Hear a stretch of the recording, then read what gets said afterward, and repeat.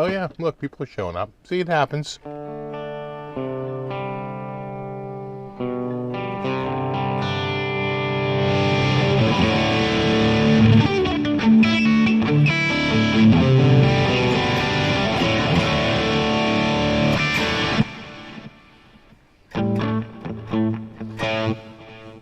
See, people are still up. Yep, this is the Vola. I've been playing this recently. I just changed the pod out in it to one of my super fast.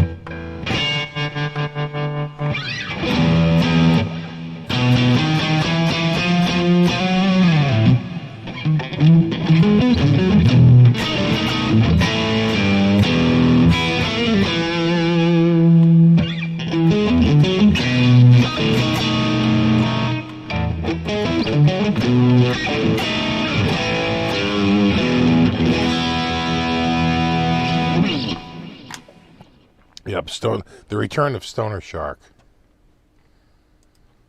Right there. Hey, Brew. Hey, Brew. Then you look up Stoner Shark and you realize that there's a dude who has a whole thing like NFTs and all kinds of crap. Stoner Shark is actually a thing. What's up, Jason? Hey, look.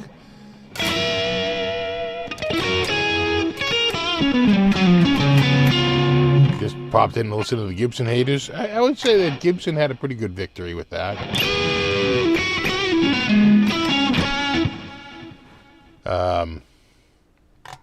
Dean certainly had some victories, but I think those victories only really apply to Dean. Whereas the non-cancellation, that's huge. It's a legal term. It's huge.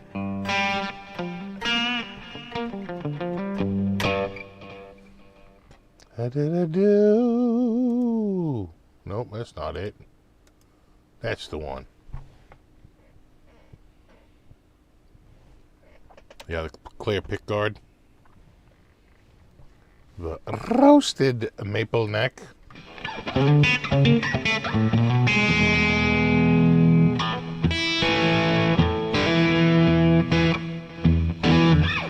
Great job really outlining the Gibson Dean case. Yeah, it's, it can be a little confusing, but, as with most verdicts, the Lord giveth and the Lord taketh away.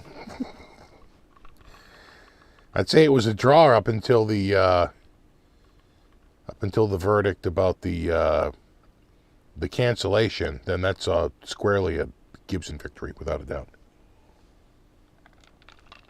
Yeah, we were calculating earlier. We were talking about prices, and so someone was saying like $950 is too much. And so I was like, yeah, but if that was in like 91, it would have been like $450, and I think we did 88, and it would have been like $350. So, that's not that expensive. Like back then, $350 was actually pretty reasonable. In fact, when I look at that photo, I might not be able to find that photo very quickly, but what would that be?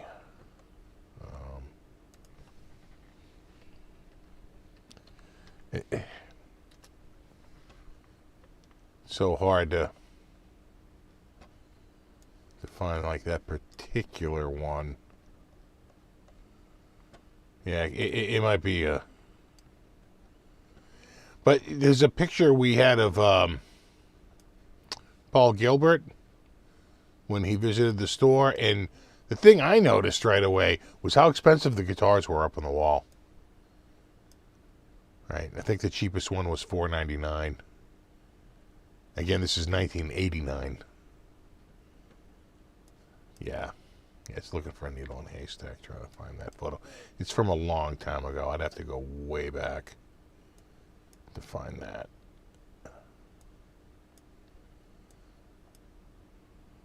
Early. I'd love to see those numbers, though. Because I know that there's an Ibanez over his shoulder that's like $799. Again, in 1989. For an Ibby.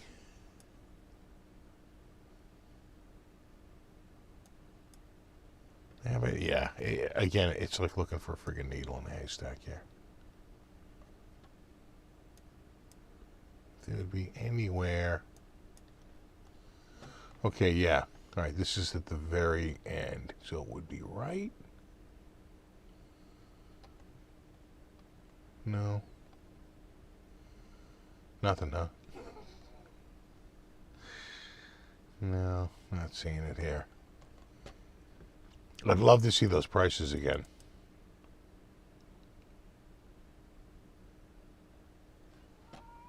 What, bud? What, bud, man? I'm hearing the bud. What? What, buddy? What, budster? What, bud, man? I know, I'm not going up right now. He wants me to go upstairs. That my V? Yeah, that was my V. Yeah. I did own a V for a while. With the moon inlays. The ebony fretboard. I didn't really work with it. The neck was a little too chunky for my liking. But that was it. Anyway, I'm not finding the Gilbert one. I'd love to see those numbers, though. Oh, it could be right around that period. No. There's my rig.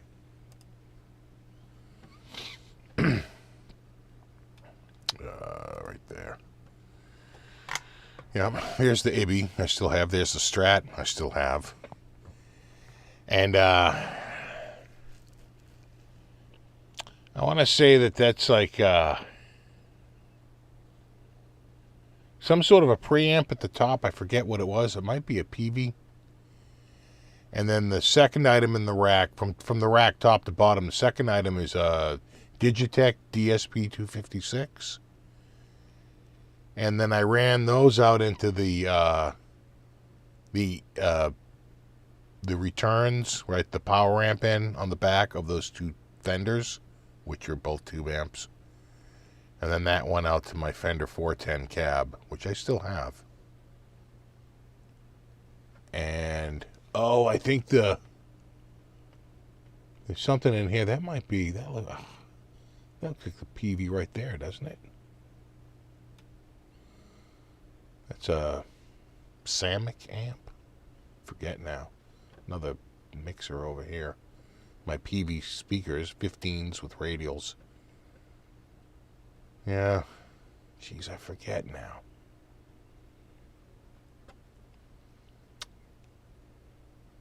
And that's something else. That might be a Roland U110. Oh, right. And that's a Korg MIDI. And that's a Whirlwind, like, headphone distribution system. Never worked. Anyway. Can't get caught up in that. The other scalloped Ibby is right there. And the Strat is right, like, there. Still have them. That photo is probably from 1990.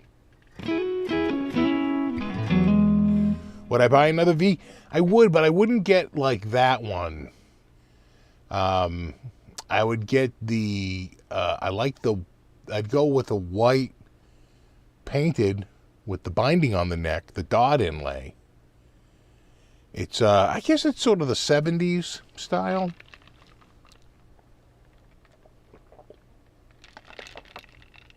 It was a PV monitor. That was a, yeah, that's a 15 with a radial horn.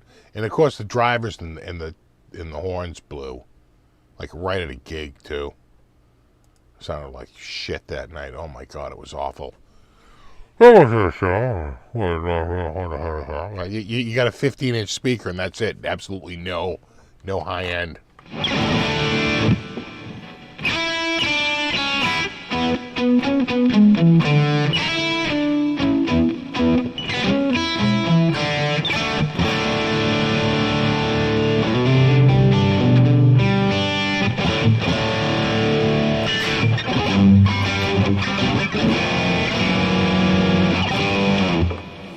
See, I'm not sure if Dean can't make those models anymore, because they basically said, and again, it's on a case-by-case basis, that as to Dean, they found latches, and that it was unduly prejudiced Dean for them waiting too long. So I don't know. Dean might be the one company that can make them, because they've been making them for so long.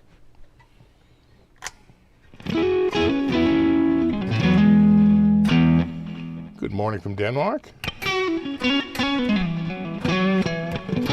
That'd be a lot of vodka. No, I'm not doing anything but water after 8 p.m.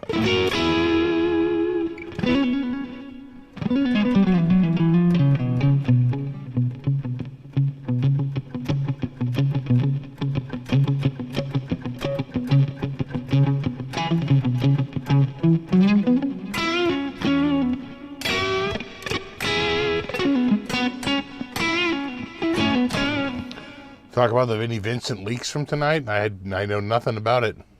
Hey, hold on one second. Again, I left this over. Hold on.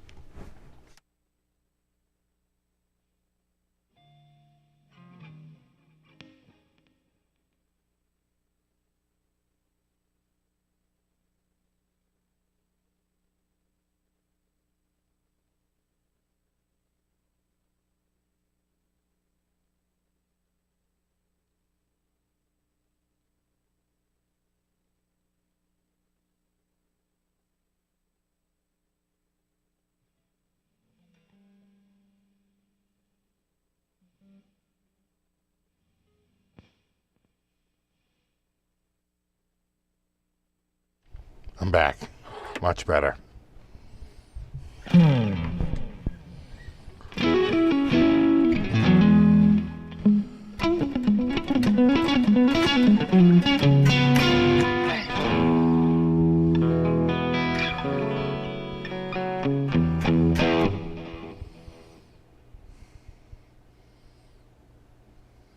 So like Vinnie Vincent leaking from his arse or something?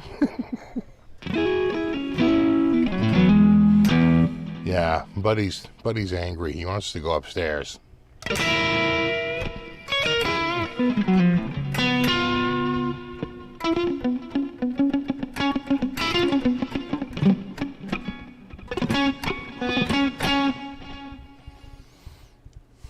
Where I think going after Dean Zielinski because Dean doesn't own the company anymore. And when you buy a company, you buy all of its assets and liabilities.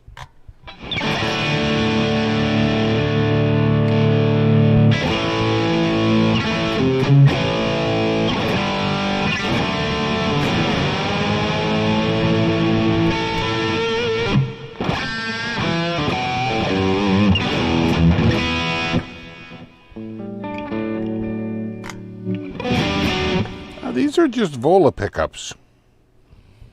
These are in-house. These are Vola pickups.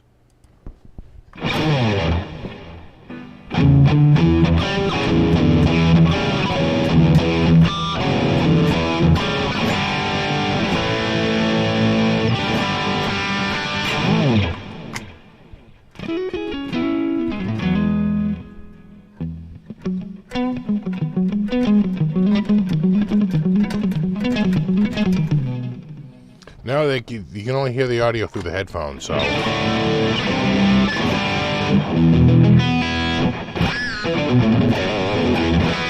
Ever owned a Nighthawk Epiphone? No, never owned a Nighthawk. Gibson or Epiphone.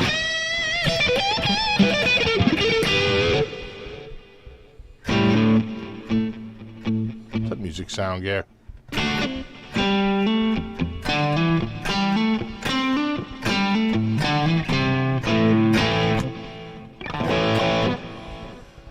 So that's just, so it'd be interesting to see, again, how the court rules after these findings. And again, it wouldn't apply to any other company because no other company had the history that Dean had with those models. Again, Latches, right? It would appear that Latches only applies to Dean. So, but that might allow them to continue. We don't know what the final. Those weren't rulings. That wasn't an order. Those are findings of fact from the jury verdict. So there still could be, more coming rulings of law from the judge.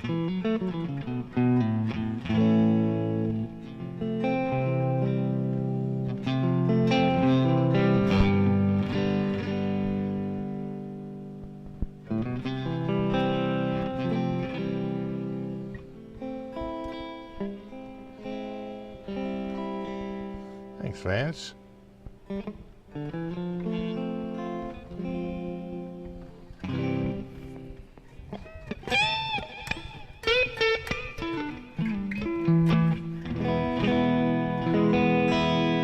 Feel like I'm out. You just check my tunerometer here. Little flat, a little bit.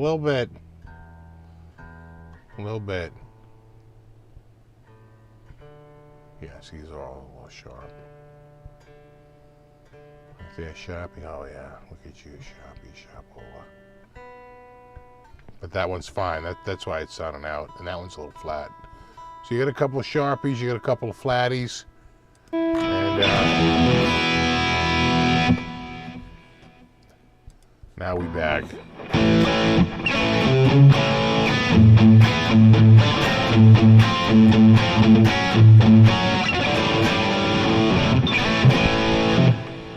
There we go. That's better. Well, that's good.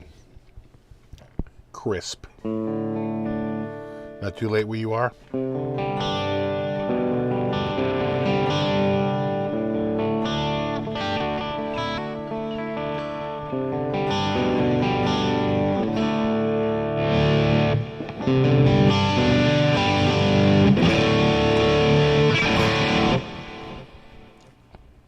Got a new phone coming in.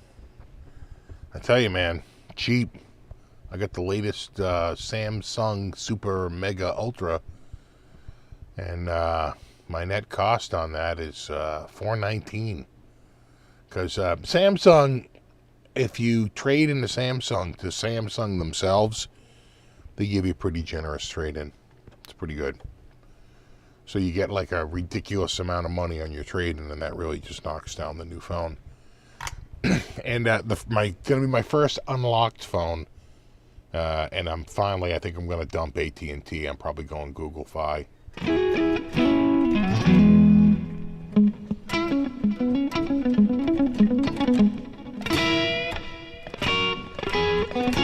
Save a little bit of money on that monthly, But I mean, I ordered that phone on like the middle of May, and they're like, okay, we shipped it. I'm like, you are the manufacturer, right?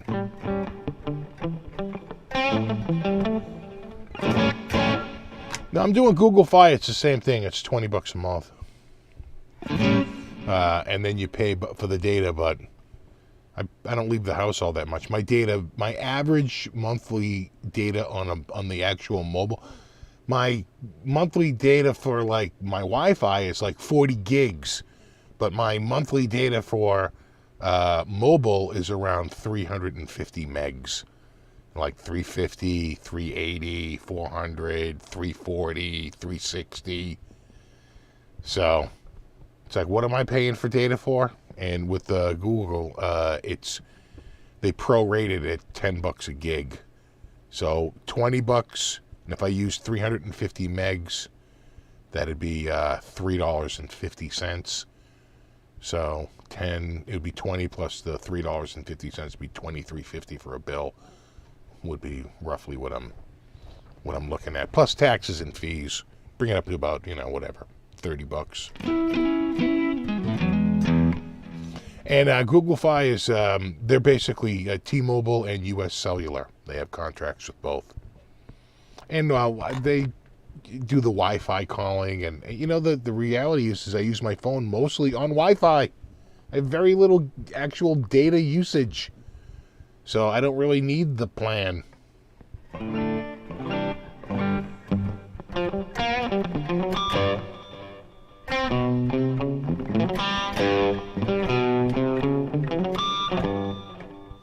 You have a Huawei there? If you could just repeat your PIN a little more slowly and clearly.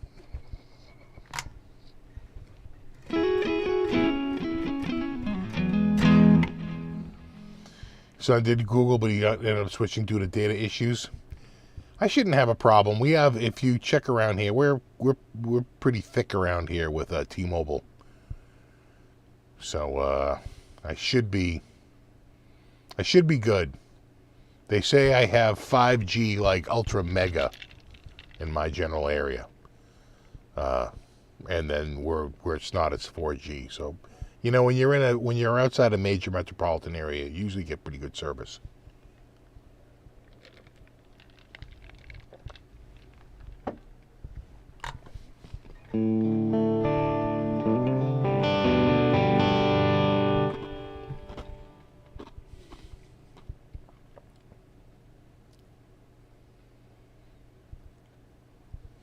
I've never heard of Thomann setting a limit on one guitar per order per purchase. Never heard of such a thing.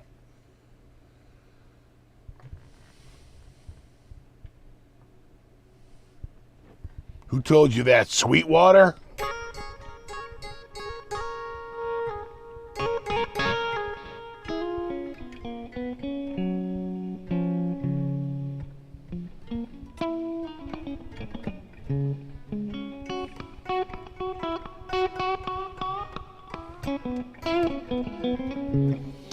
You have to pay for data in the U.S. If you go on a buy the data plan.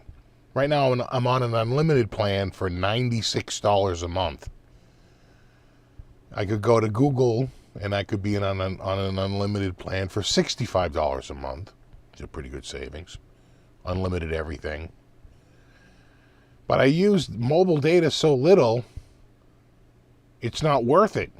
You're better off to do as the pay-as-you-go.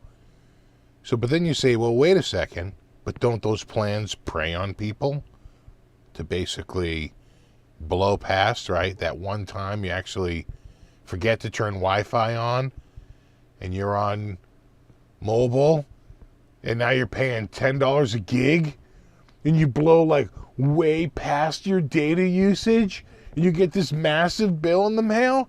No, because Google Fi, once you reach the price of the unlimited plan, they cap the bill. You never pay more than unlimited. So there's that. They have bill protection. So even if you're on the pay-as-you-go and you forget to turn your Wi-Fi on and you're always on data and you blow through a shit ton of friggin' data, they just say, you know what? We're just going to make you unlimited for the month. Okay, thanks.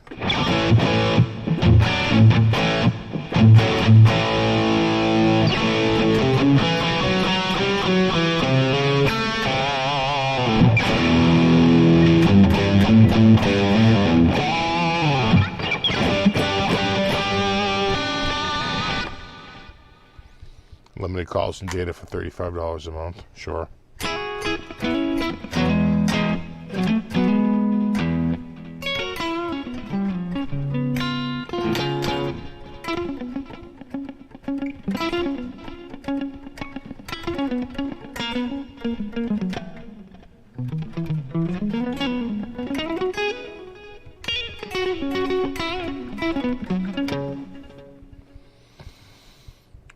Yeah. So Google Fi, I didn't want to sign up for it because it was called Project Fi, and anything with project in the name already sounds like it just could go away. But they finally said, you know what, we're keeping the service, and they renamed it Google Fi. I said, okay, all right. Now I'll check you out. And the phone I'm getting is like made for it, and It should be good to go. I can always go back to AT&T if I have to, but I have had this same number, continuous service, uninterrupted, since September of 1992. So this September coming up will be the 30th anniversary of that phone getting, and that was my first cell. I went to a people from New England remember Building 19. I went to like Building 19 and 5/8, right? Building 19 and 3/4, one of them. Building 19 and a half, it was one of them. And they had a tech sale. Got there super early in the morning. And I went there to get a laser printer. They were doing the cell phones. 18 bucks a phone? No, $36 a phone. Or was it 18 a phone? And I bought two of them and it was $36. I think that's what it was there. $18 a phone. And you didn't have to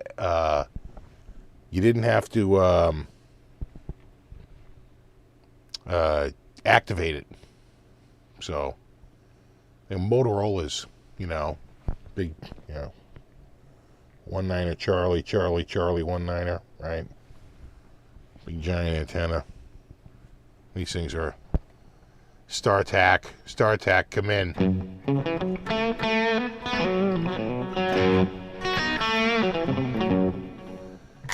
So, I'd say that's pretty long. When I talked to them on AT&T, I'm like, I've been a valued customer since when? Let's see, before you it was Singular. And before that it was, not US Cellular, what were they called? Cellular One. Good old Cellular One. Started out with Cellular One, that turned into Singular, and then that turned into AT&T. So when I was in college, I remember I would go to this like little campus for some of the classes, and I would go by what was a brand new thing at the time, a cell phone store. And, I remember they had the signs in the window, you can get the Motorola or the StarTAC, whatever the hell it was. And they were, Ericsson might have been like one of the early ones. And it was like, I don't know, $14.99. This isn't like 1986. 1987. Like 86. It's like $1,500, $1,800 a phone. By the next year, they're like $1,200 a phone. And then the year after that, and I remember I kept driving by the store and they would have signs in the window. And then all of a sudden they had, signs up, new phones like $750. I was like, wow, those prices it's still a ridiculous amount of money to pay for a phone. I can only imagine what the monthly service costs. But man, you could almost see the friggin' price falling in real time. And then I didn't go back to that campus again after 88. And I didn't get my phone until 92. And a lot of kids back then had the bag phones. Remember the bag phone? At least I never had a bag phone.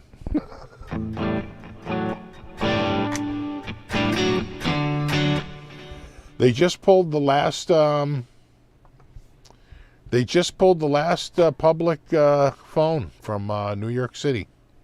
There are no public phones, and people are like, public phone. Yeah.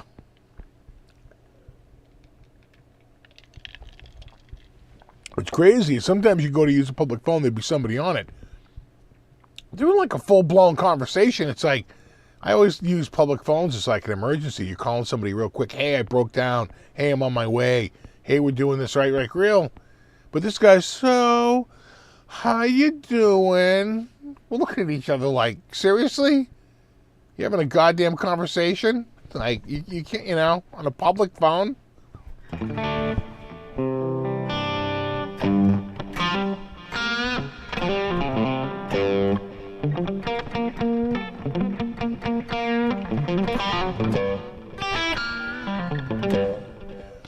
So when I first got my cell, from 7 a.m. to 7 p.m., it was like, I want to say it was something like 39 cents a minute, or 59 cents a minute to use to make a call. I remember a friend of mine saying, it's not that expensive. I'm just going to use it whenever I want. He got his first bill and it was like $290. He's like, yeah, okay. I'm not, all right. Boy, that adds up fast. I'm like, yeah, it does. Because it didn't matter whether you called them or they called you, which is how phones used to work. It was the person who made the call who bore the cost of the call, not cell phones. It was the cost of making the connection. So even if they called you, right? And so I was, after 7 p.m., it was all free, unlimited. And so I used to keep the phone off until about 7 p.m., then I'd turn my phone on. Because even if you left it on, and I never set up voicemail, because if you set up voicemail and they left you a voicemail message, that counted towards your minutes. So if someone called you during the day and left a message, you would pay for that. I was like, no. So I never set up my mailbox, and I wouldn't turn my phone on until 7 p.m. A good way to get around it. Then what did I get after that? I think I got an Ericsson flip phone. Had that for a while. Then what did I get after the Ericsson? The old flipper. God, I love that phone.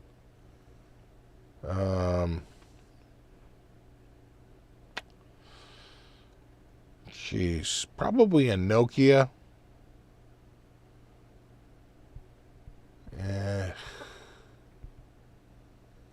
Yeah, like a little candy bar Nokia. Remember those? Those were all the rage for a while, right? One had two big bars on the side. One was your signal, and one was your volume. What was after that? I want to say I started going through like really crappy phones, like a couple more flip phones, maybe another flip phone. I finally got a phone that could play like MP3s. Never worked. It was like terrible interface. And then the phone after that was the first iPhone, which I bought after.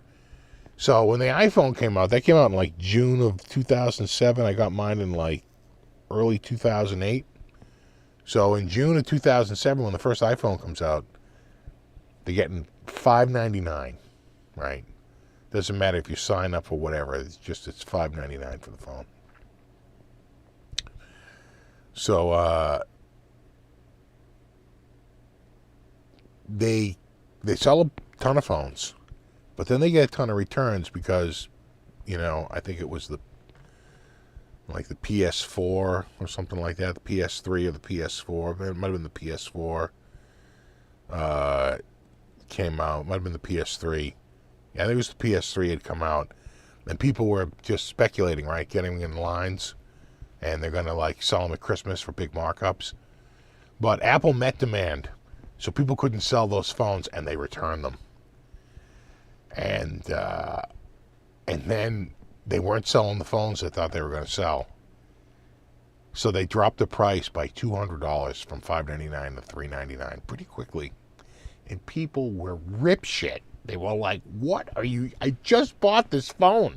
Not even a year gone, like 6 months hadn't gone by. And they dropped it from $5.99 to $3.99. And Steve Jobs was like, fine. We'll give you $100 credit to the iTunes store. Like lame shit. Yeah. And then they bumped the model up from 4 gigs of storage to 8 gigs of storage. And they bumped some other spec up and it was the same price, right? It's sort of like a quiet spec increase. And that's when I bought mine. That was February or March of 2008. I had the first iPhone. It worked for a while. And then I got a new 4S, and I swear to God, within like a month after that, that friggin' original iPhone died. I always said Apple sent out the... I was still using it like an iPod, and I was like, Apple was like, oh, you registered a new phone. Let's just send out a kill bot. just never started one day.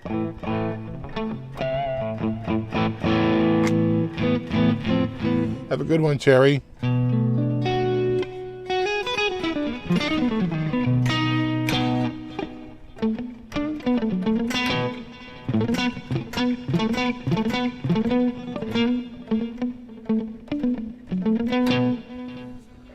Yeah, the 4S was awesome at the time. God, what a huge improvement over the first one.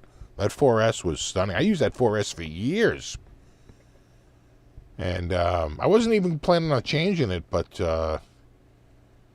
my parents bought me a Samsung Note 3 because they bought them. And their strategy was buy me one so I could show them how to use it. Because I was like, I don't know, I don't have Android, I have Apple. And they were like, oh, well, you should just buy one of these phones. I'm like, I'm not spending money on a new phone.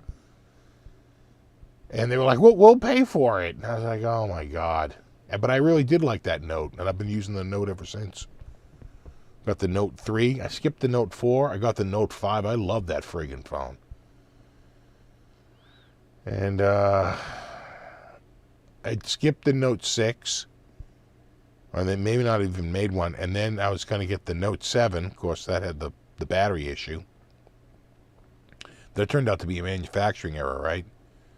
It was like some bare wire at like some area. And then what did I get? I think I got the Note 8, the Note 9, the Note 20 Ultra. That's the one I have now. And I'm gonna get the Galaxy S22 Ultra. Look at you, Ultra.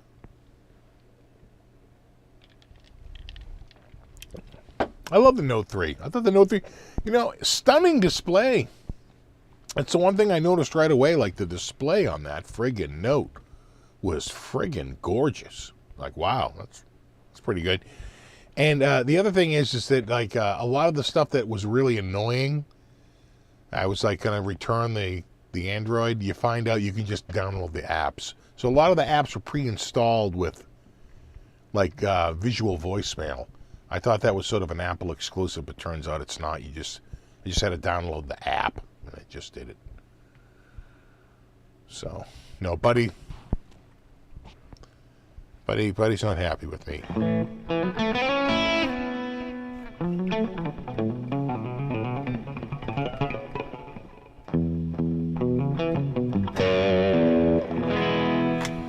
You going up to the window there, Bud man?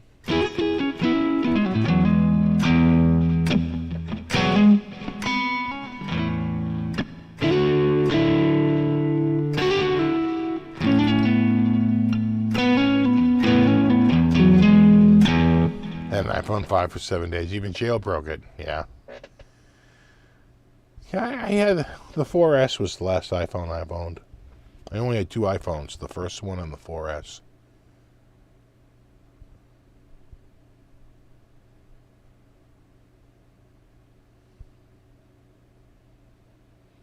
Hey now.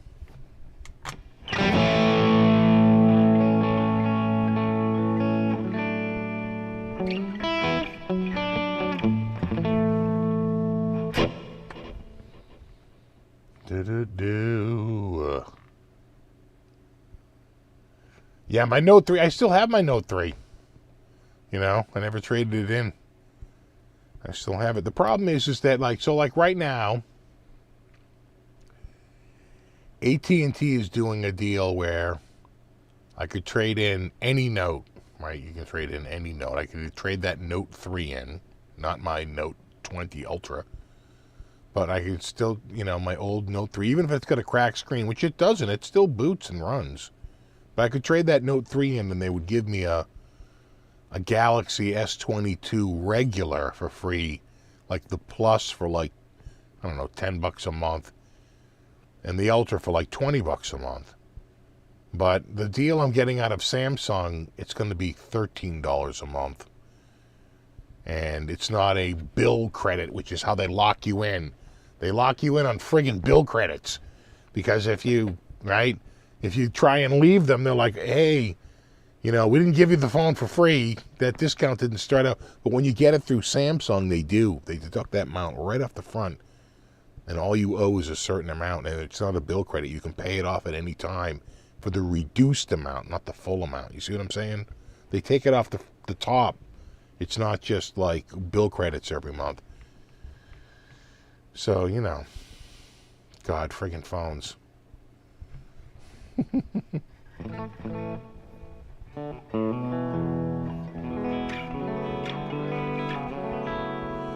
Yeah, they don't make the Note model anymore, but they do make a Note-esque model. The S22 Ultra might as well be called a Note because it's got, unlike the S series, which is normally like a little bit rounder edge, the edges on this are squarer. And it looks pretty much like a Note, and it literally has the cavity for the pen, and it holds the pen inside of it and all that stuff. I tell you, I use the pen every once in a while, but when I really use the pen, it's for photography, because it acts as a Bluetooth remote. So you can set your phone up on a little tripod and keep it super still and just click the little remote, and it works like a shutter release from years gone past, right? A bulb. And damn, that's that alone is worth the price of admission.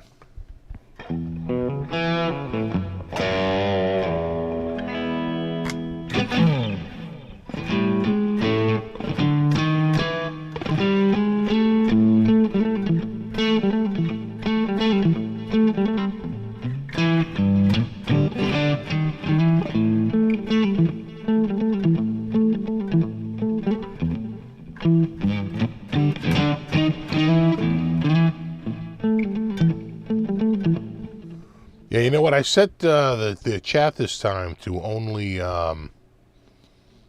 subscribers, and that seems to have worked so far.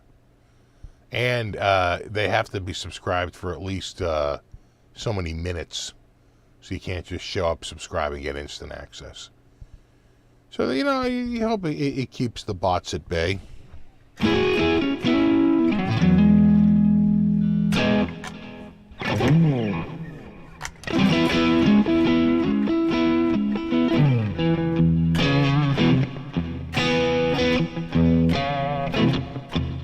I'm up, Johnny. Are you up?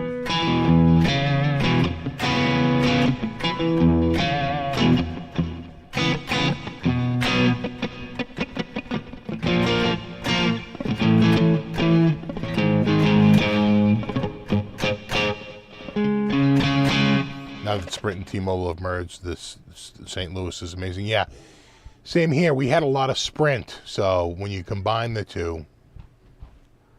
Oh, what are you bringing me, buddy? Oh, you bring him. Oh, look at you. He brought me a little sushi toy. What are you doing? That's his way of saying, let's go, bud. I'm bringing you toys. It's time. I know. Who's my bud? Oh, he's my buddy. He's my good bud, man. Who's my bud? I know. He's giving me the bump. I know, bud, man. A little bit. A couple more minutes, and then we'll get going, all right? What do you say? Yeah.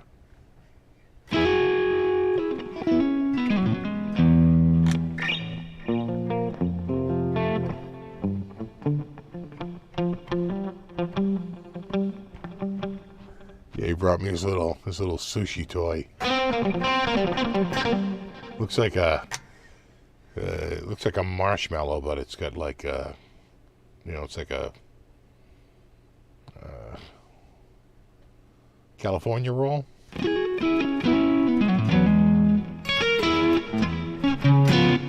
It's a Stony Shark kind of night. You're down in Australia. You have to worry about sharks.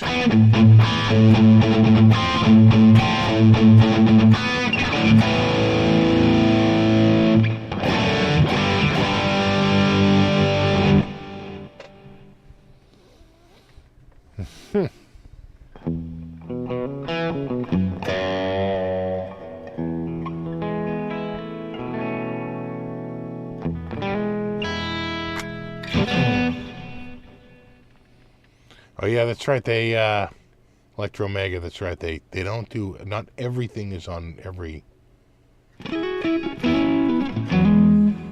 they don't do that on the. They don't do it on the phone. Yeah, I guess. Oh, you might have to go to the web. What if you went to the web on the phone? I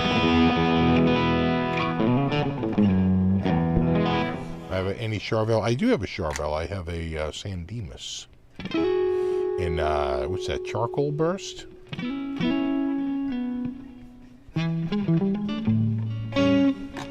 The pick display looked awesome. Yeah, let me see if I can. Let me see if I can bring the pick display back up here. For those who missed it, I put the picks in a pick display. You know, and you know, it looks pretty good. Pretty happy with it. Let me go to I had another one here. Is it this one? Yeah, I think it's this one. It should start playing. Here it goes. I was saying earlier the lights are flickering because I'm running at a slow shutter speed because it's so dark in there.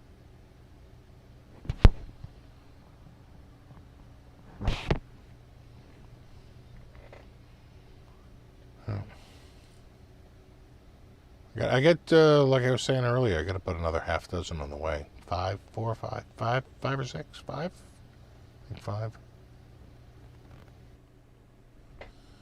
And there you go. Do Budman.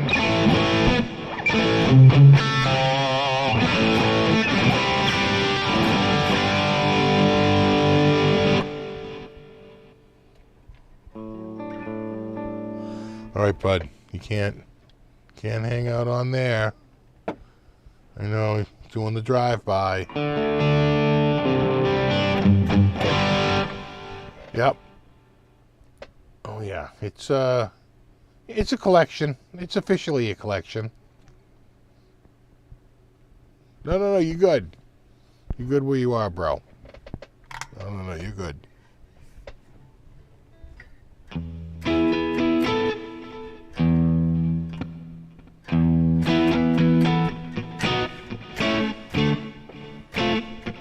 That's it.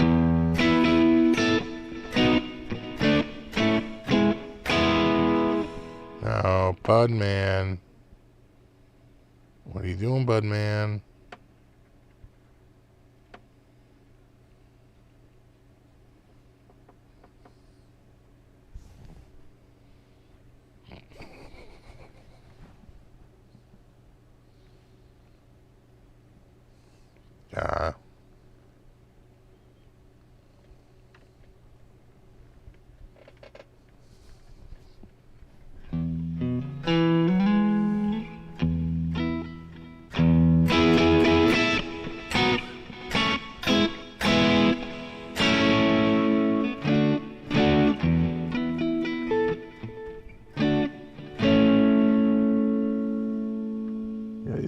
Be careful there, kid.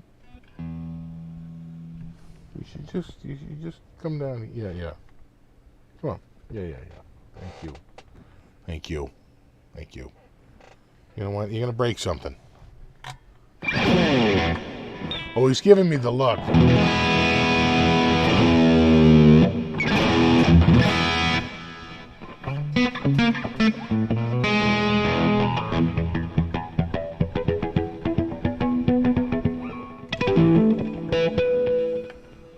Oh, Handy Skill Mastery, just reach out. I have just go to my email on my channel, I think it's on my About page or something, and shoot me an email.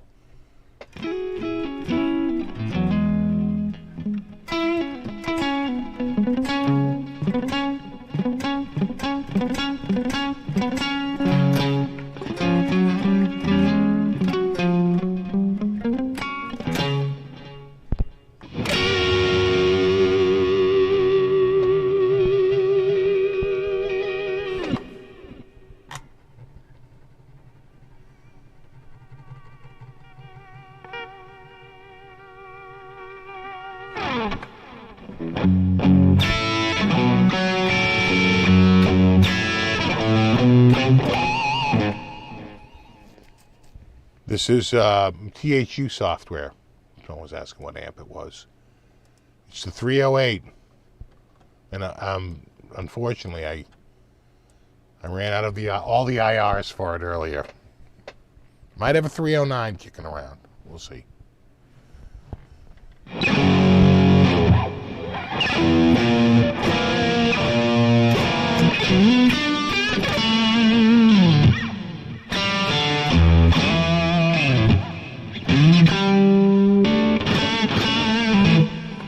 Yeah, it's part of the Signature series. Just one of many.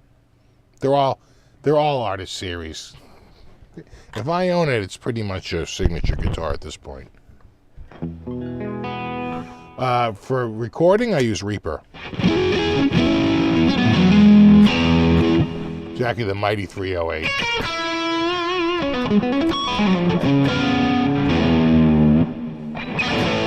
I think it stays in tune pretty good.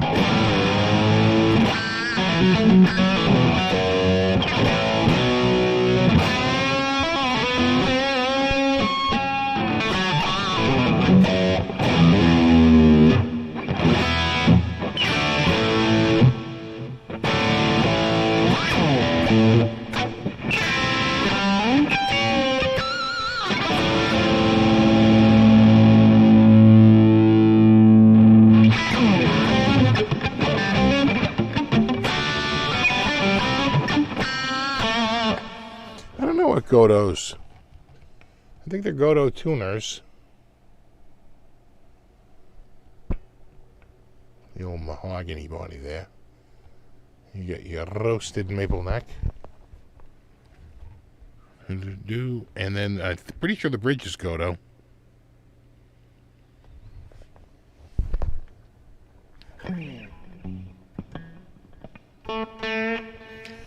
Yeah, Funk 308, exactly. THU ain't cheap, but it does go on sale a few times a year.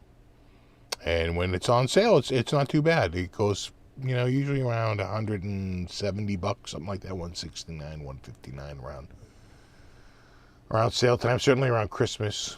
I think it's like €149. So, there's deals to be had on it, but no, you don't want to pay full price. Just if you can have some patience, just wait. It will go on sale. They do put it on sale at least 2 or 3 times a year. Always at, Christmas and Black Friday, but they usually do they'll do a spring or a summer sale sometimes. I can remember several years where they've done, they did a sale in like February once. I remember they did one in, I think this might have been June or July. And then, but wait, hold out for the sale, and you'll definitely get it at a much better price than standard, which is kind of high. I think it's either $299 or $309, US dollars, which is that it's up there. But you get it for like $159, $169 when it's on sale. So pretty steep discount.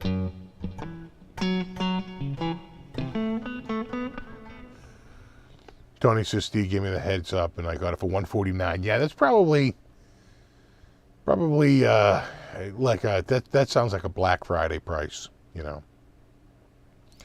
Prime Day now, because I don't think they sell through Amazon. I think It's pretty much up to THU, right? They're a direct seller. Although when it does go on sale, all their resellers have it for the same amount. So if they're selling it for like 179 or 169, the price drops to like 179, 169 on like Musician's Friend and Sweetwater and Guitar Center, whoever is carrying it. They do drop the price commensurate with the price back at the main office for THU.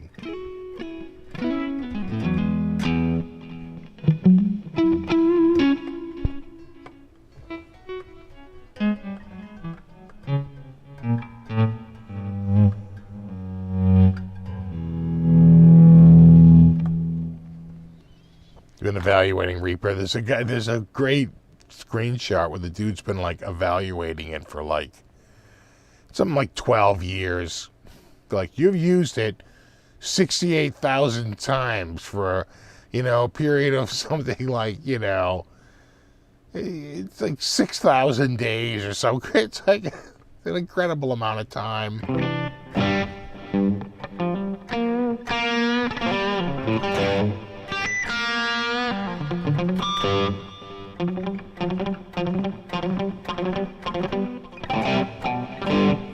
You ready to go? You ready to go, bud man?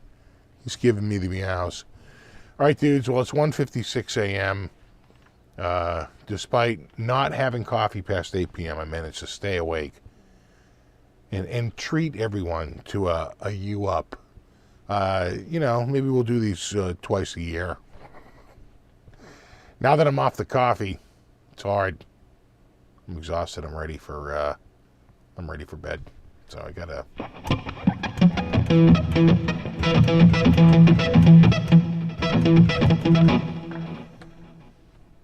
It's definitely bedtime.